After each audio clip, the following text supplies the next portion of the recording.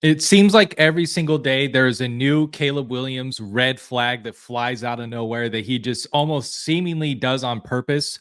I mean, going through every single thing he's done so far, this raised red flags for an NFL quarterback, starting with him wearing a dress for GQ. I don't want to knock somebody's fashion sense. Okay, who am I to do that? But when you're trying to become the number one draft pick in the NFL, it's probably common sense to think, maybe I shouldn't wear a dress in a picture. Maybe this is some kind of crazy new style that I don't know about. But I think if you were to look back at, the history of quarterbacks getting drafted, a lot of them probably wouldn't do something like this. Is it a big red flag? No, but there's other things that he did after this that make it even crazier. Also, he's got the painted nails too. I've seen some of those where he'll either paint letters or paint them black. And again, it's just a different look. We're not used to seeing this. It's pretty flamboyant, to put it nicely. And a lot of quarterbacks, I would say, probably don't fit the description of someone that would do that. And if you're trying to be the number one draft pick, again, you probably want to seem not so far off from everyone else in terms of your personal life. It's part of the business. It's shitty, but it's part of the business. People are judging you based on every single aspect of what you are, who you wear, how you talk, everything. And if you're getting judged like that on the basis of getting millions of dollars to go play NFL football, probably not a smart move. The other major red flag that has come up is his father, who seems to be a big predominant figure in his life. And he has been very vocal about him seemingly not wanting him to go play for the Chicago Bears, who have the number one draft, and wanting him to play for the Commanders because that's his hometown. And this quote, he says, the funky thing about the NFL draft process is he'd almost be better off not being drafted than being drafted first. A wild statement. If you look at statistics of people who are undrafted, I think you would probably be pretty surprised that, although there's some Cinderella stories, there's Cinderella stories for a reason. Because most of the time, those guys aren't getting picked up for a reason. It's because they're most of the time not that good. So he's dressing crazy. His dad is being vocal about him not wanting him to get drafted number one overall and play for the Bears. He wants him to play somewhere else. But then Caleb Williams at the draft combine comes out. First of all, he refuses to throw at the draft. Again, pretty weird. He says, I'm not going to throw at the draft. Quote, there's 30 games of footage. You can go watch me throw in high level situations. If you want to see me throw, go watch the tape. My take on this is if you're essentially too chicken shit to go throw at the combine because you feel like there's a chance it could lower your draft stock, and that's too much pressure, and you're going to decide not to throw there, what are you going to do when it's an NFL game and you're in the playoffs with a team that hasn't been in the playoffs competitively for a long time, and it's a big high leverage situation? Can you handle that pressure? Can you handle it?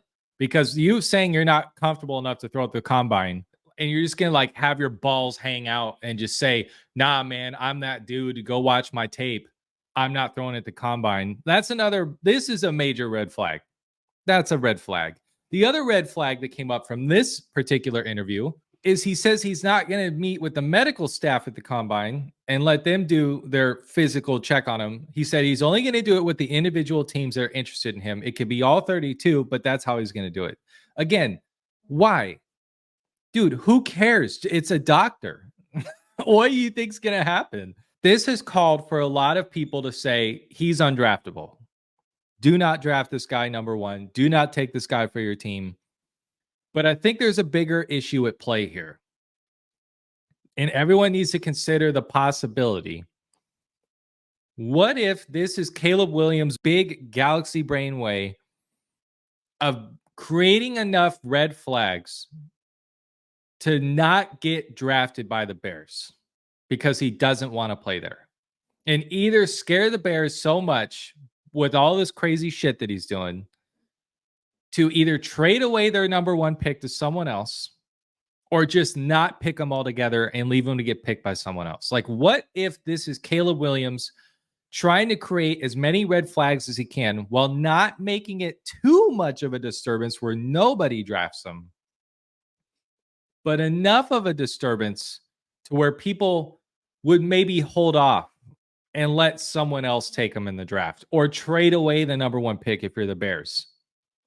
That I think that's on the table. His dad could be in on it too and say, hey, I'll say some crazy shit to the media. I'll try and get them not to draft you. I don't want you to play in Chicago. So maybe his dad's also kind of playing a part in this too. I just think we should all consider the possibility that this is a wild conspiracy on behalf of Caleb Williams and his team to not play for the Bears. That's all I'm saying.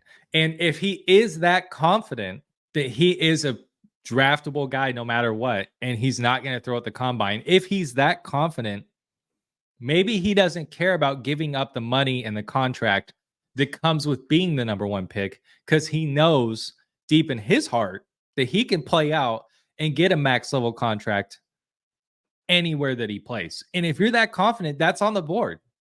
That's on the board because I can't think of any other reason you would willingly go out and make yourself look this undraftable or this many red flags just flare into everybody.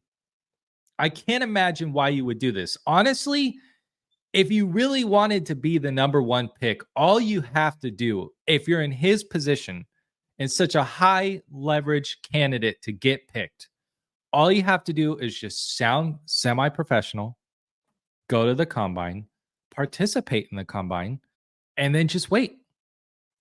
You could honestly probably not even do media day and not answer any questions. You could probably just sit down. You could probably just not talk to anyone, be dead silent. Just go to the combine and participate.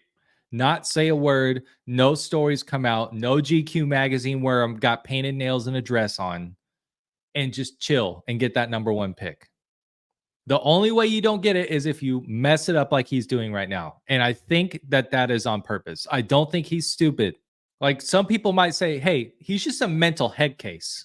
And he just doesn't know that this is a bad look, some of the things that he's doing. And I'm not sure I believe that. He's been a D1 quarterback, one of the top prospects the whole time. You can see that he's a legit player. I haven't heard anything about him having weird antics before he started entering for the draft. And now all of a sudden, all this weird stuff's happening. I think we should just all consider it a possibility that he doesn't want to go to the Bears. And this is his way of getting out of it. Because I think that this is a better look than him just coming out and saying, I'm not playing for the Bears.